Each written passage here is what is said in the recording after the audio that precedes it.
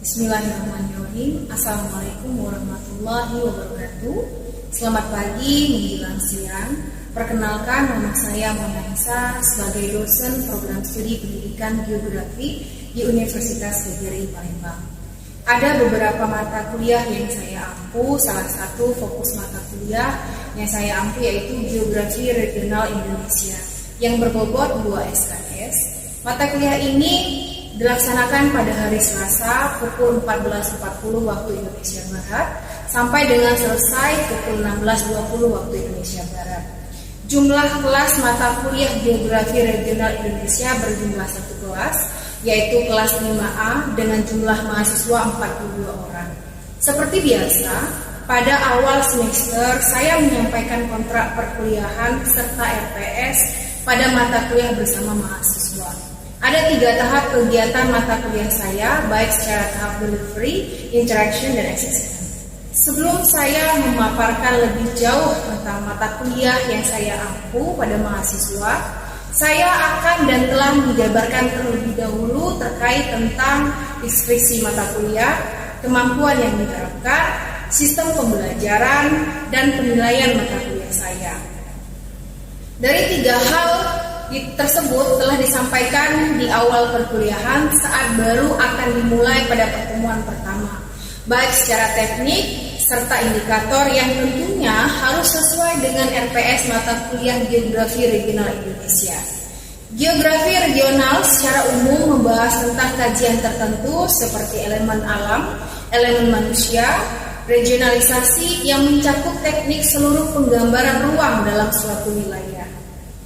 Adapun deskripsi mata kuliah ini membahas tentang fenomena geografi Indonesia dan hubungannya dengan kegiatan penduduk yang didekati secara keuangan dan lingkungan. Agar mahasiswa mampu memanfaatkan region tersebut untuk meningkatkan pengetahuan dan wawasannya. Pada pertemuan perkuliahan untuk materi difokuskan pada tema-tema yang berhubungan dengan 1. Pengertian geografi regional Indonesia, 2. Kondisi geologi, 3. Kondisi cuaca dan iklim, 4. Keadaan tanah, 5. Flora, 6. Fauna, 7. Keadaan penduduk, 8. Perairan darat dan laut, 9. Kondisi perekonomian Indonesia, 10. Keadaan politik Indonesia, 11. Kebudayaan masyarakat Indonesia, dan yang terakhir ke-12 kemanfaatan sumber daya alam sosial, ekonomi, dan budaya bagi kesejahteraan umat. Selanjutnya, kemampuan yang diharapkan di akhir perkuliahan mahasiswa mampu menjelaskan keadaan fisiografi Indonesia, sosiokultural secara regional, serta antara fenomena kependudukan Indonesia dengan beberapa fenomena global internasional. Sehingga mahasiswa mampu meningkatkan wawasannya secara profesional, edukatif, dan ilmiah. Sistem pembelajaran dan penilaian mata kuliah yang saya ampu adalah untuk sistem pendekatan pembelajaran menggunakan pendekatan proses, yaitu memberikan kesempatan kepada mahasiswa untuk ikut menghayati proses penemuan atau penyusunan suatu konsep sebagai suatu keterampilan proses. Dan pada penilaian mata kuliah yang saya ampu diperoleh dari aspek-aspek yang pertama kehadiran berbobot 10%, yang kedua ujian tengah semester atau ujian akhir semester berbobot 45%, yang ketiga tugas individu atau tugas kelompok yang berbobot 35%, yang keempat keaktifan di kelas yang berbobot 10%, sehingga total penilaian berjumlah 100%. Setelah kita mengetahui gambaran secara singkat mengenai geografi regional Indonesia, maka saya akan menjelaskan tahapan-tahapan dalam pembelajaran mata kuliah yang saya ampu yang akan disampaikan melalui delivery, interaction, assessment. Yang pertama delivery. Strategi saya dalam penyampaian pembelajaran agar tujuan pembelajaran yang ingin dicapai terlaksana selama dan setelah pembelajaran berlangsung, yaitu yang pertama menggunakan buku teks sebagai referensi. Mahasiswa mencari referensi dari berbagai literatur, dari banyak buku yang berkaitan dengan mata kuliah Geografi Regional Indonesia. Referensi yang dipakai salah satunya merupakan buku karya dari saya dan tim dengan judul buku Dinamika Penduduk Kontemporer. Selanjutnya, membentuk kelompok forum diskusi belajar mahasiswa sehingga mahasiswa diharapkan aktif dalam memberikan informasi yang telah dipelajari dari berbagai sumber. Yang kedua, interaction. Saya sebagai dosen dalam arti tenaga pengajar mempunyai konsep pembelajaran dengan mengembangkan kondisi pembelajaran yang efektif. Tentunya tingkat kemampuan mahasiswa yang berbeda-beda, di mana saya sebagai pengajar supaya dapat menyampaikan materi mata kuliah yang efektif hingga terjalin hubungan yang harmonis, timbal balik antara saya dengan mahasiswa dan mahasiswa antar mahasiswa. Adapun langkah-langkah tersebut adalah yang pertama, saya mengungkapkan masalah dalam bentuk situasi sosial kepada mahasiswa.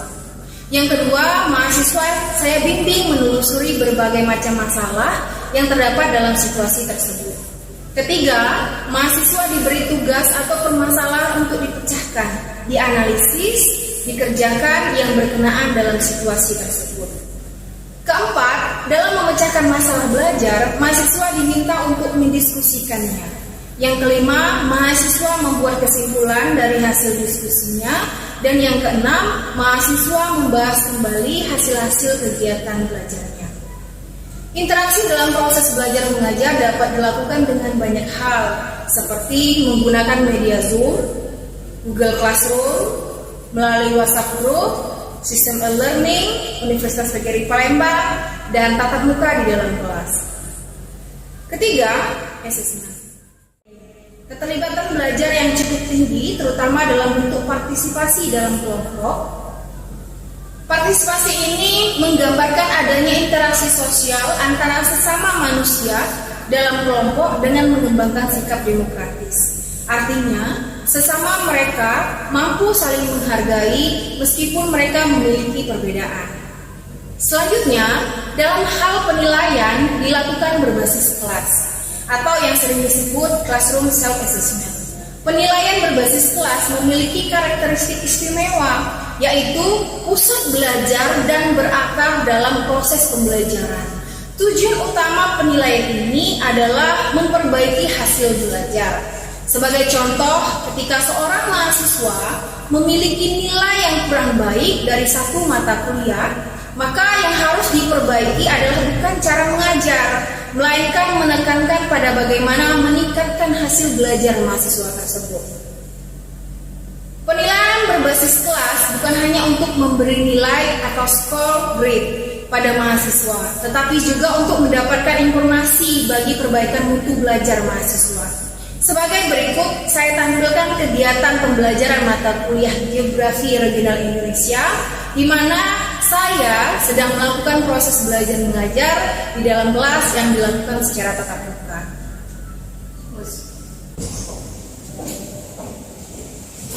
Assalamualaikum. Apa kabarnya hari ini? Alhamdulillah. Jadi alhamdulillah kita bisa bertemu lagi pada hari ini di mata kuliah Geografi Regional Indonesia. Mudah-mudahan untuk teman-temannya hari ini masuk semuanya. Apakah ada yang sudah masuk? Alhamdulillah. Jadi kalau kemarin kita membahas tentang flora dan fauna, nah untuk hari ini kita membahas tentang bonus demografi, tentunya tentang kependudukan. Kita bisa coba lihat untuk capaian pembelajaran mata kuliah di depan, menganalisis tentang kondisi penduduk Indonesia dalam kaitan kebijakan kependudukan Indonesia dengan bonus demografi. Jadi tentunya hari ini kita akan membahas lebih banyak tentang bonus demografi. Kemudian indikator pembelajaran apa saja? Nah, jadi mahasiswa mampu menjelaskan kependudukan Indonesia. Kemudian yang kedua, menjelaskan tujuan kebijakan kependudukan di Indonesia. Yang ketiga, menganalisa dampak positif dan dampak negatif bonus demografi terhadap pembangunan yang ada di Indonesia. Nah, kalau ini harus kita capai pada mata kuliah kita pada pagi hari ini. Selanjutnya kita akan masuk pada materi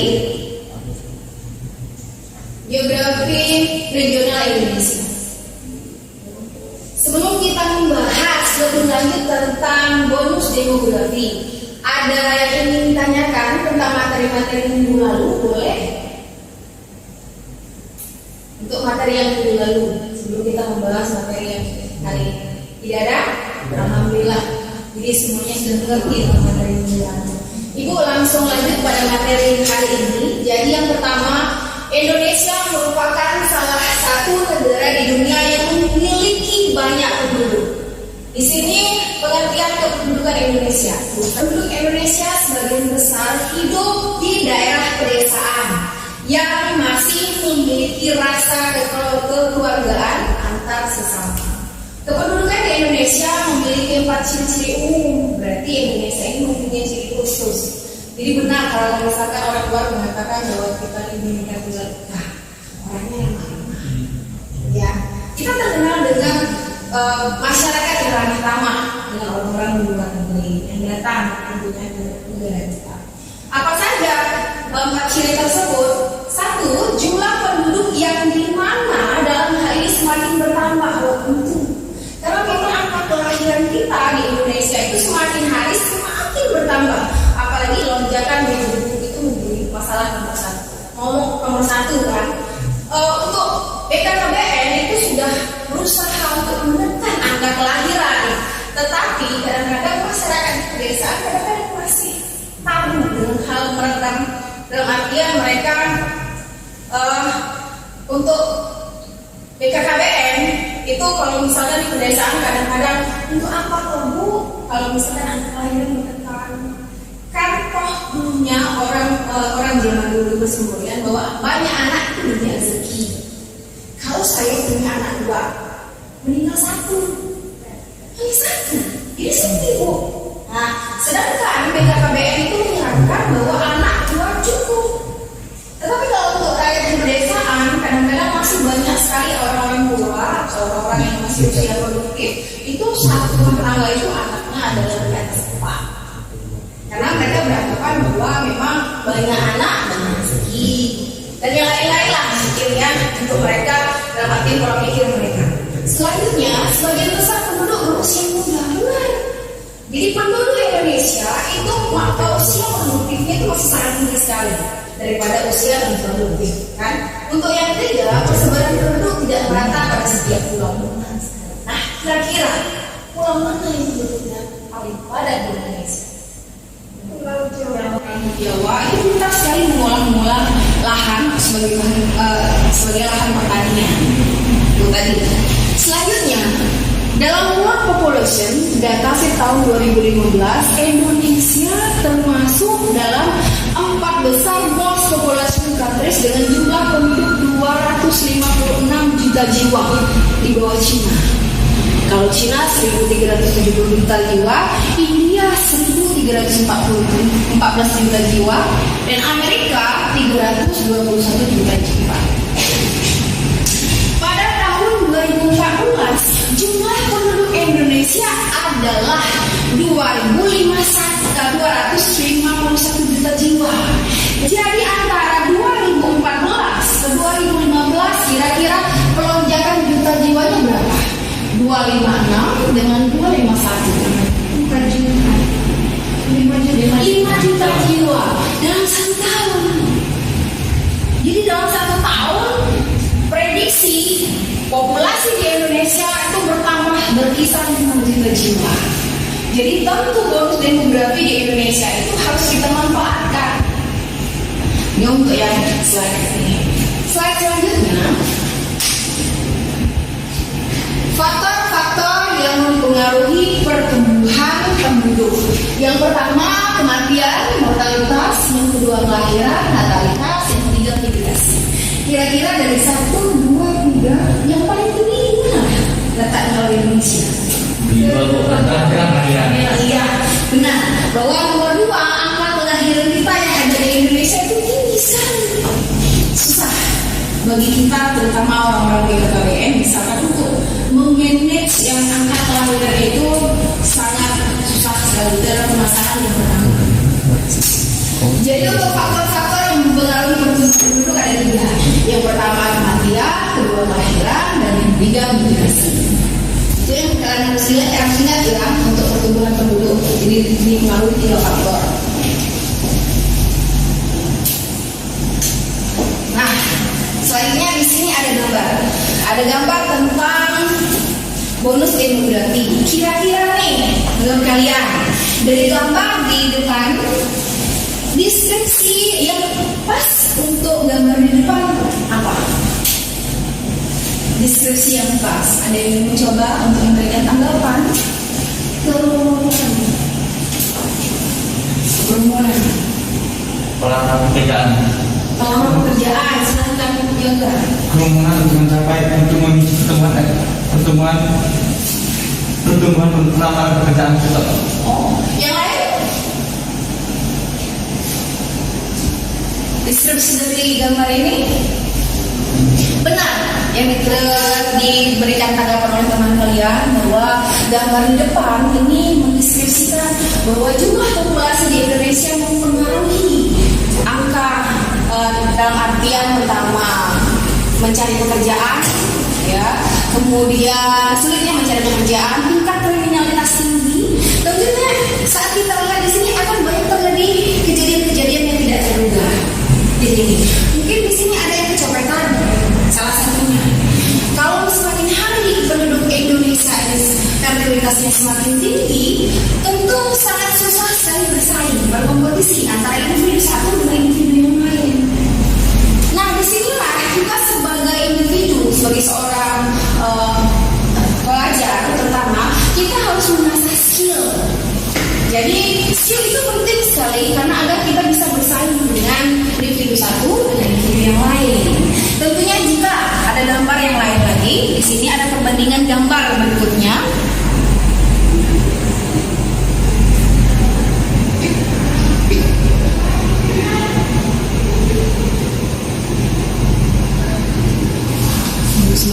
Bonus demografi.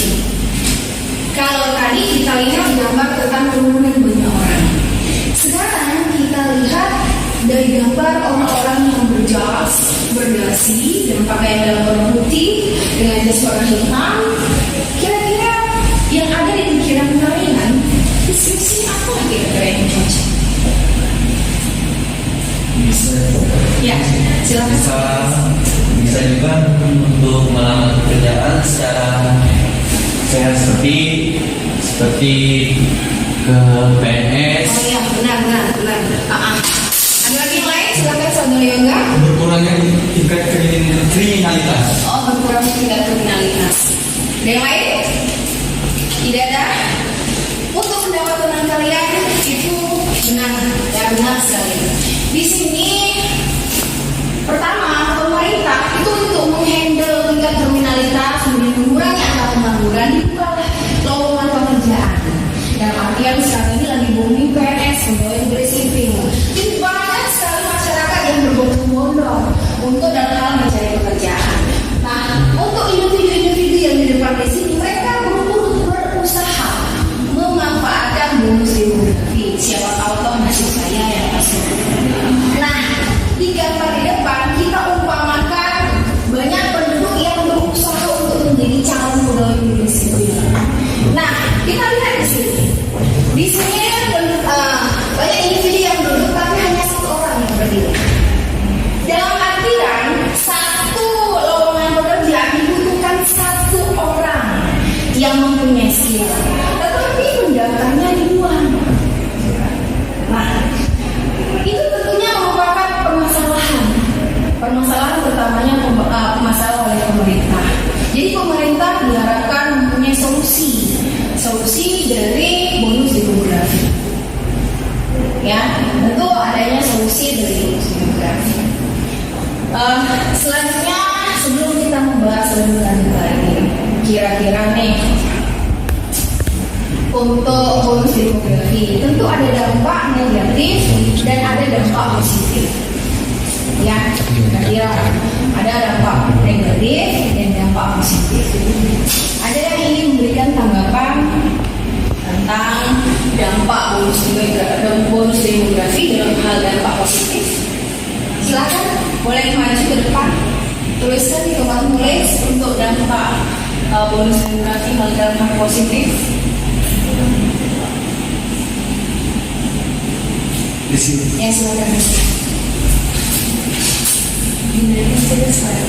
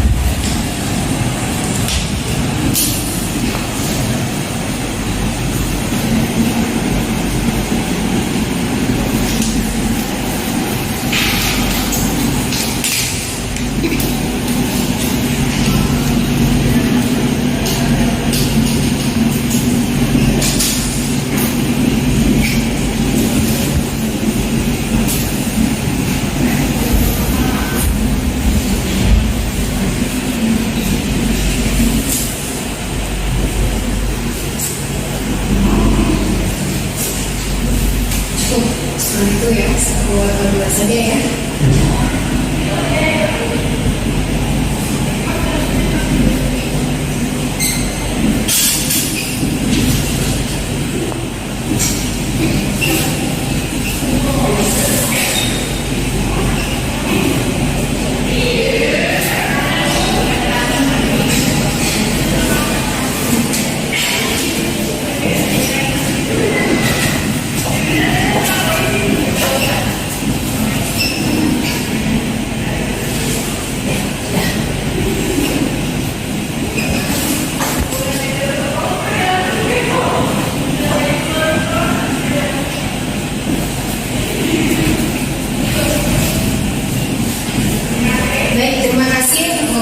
Untuk saudara Resi, kita kasih aplaus dulu untuk temannya.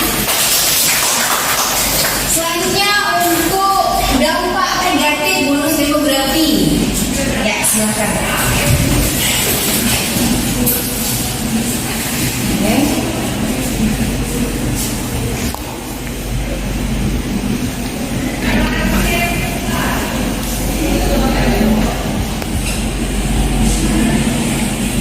Setiap ada perlu diskusi atau tanya jawab harus lebih aktif lebih aktif lagi agar proses pembelajaran ini bisa berjalan dengan baik.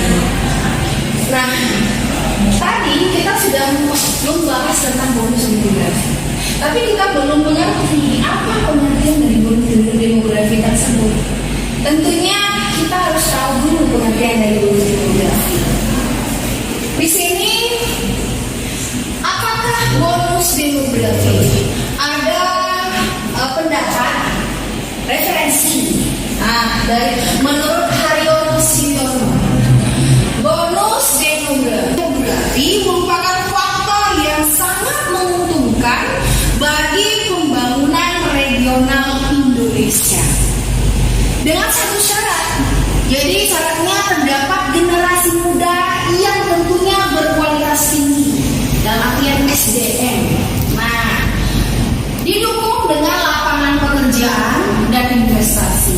Kalau misalkan generasi muda berkualitas tinggi, tetapi lapangan pekerjaan sempit, kemudian mau ditampung di mana? Jika lapangan pekerjaan tidak ada, ya. Selanjutnya untuk investasi. Nah, investasi ini berhubungan dengan pemerintah.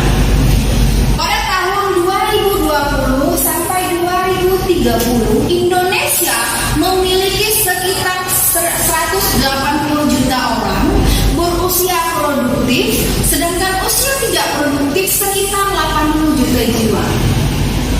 Atau 10 orang usia produktif hanya menanggung 3-4 orang usia tidak produktif. Kondisi ini akan meningkatkan tabungan masyarakat dan tabungan nasional. Nah, pertanyaannya, kondisi ini akan meningkatkan tabungan, maksudnya di sini untuk tabungan masyarakat, tentunya masyarakat harus lebih bijak untuk menggali skill masing-masing ya, karena semakin banyak angka kelahiran tentu pemerintah akan memikirkan atau memperluas lapangan pekerjaan. Selanjutnya tabungan nasional, yang tulisan di sini tabungan nasional, bahwa pemerintah dalam artian akan menyiapkan lapangan pekerjaan sebesar-besarnya. Nah, untuk slide yang sini yang di atas pada tahun 2020 sampai 2030 kita pada posisi ini 2021. Jadi ada yang tahu bahwa usia produktif itu usia sekian sampai sekian, usia produktif dari usia berapa ke berapa? Dari pensiun Ya. Dari umur 15 tahun sampai 60 tahun. Yang lainnya? Untuk yang usia ini tidak produktif atau usia produktif?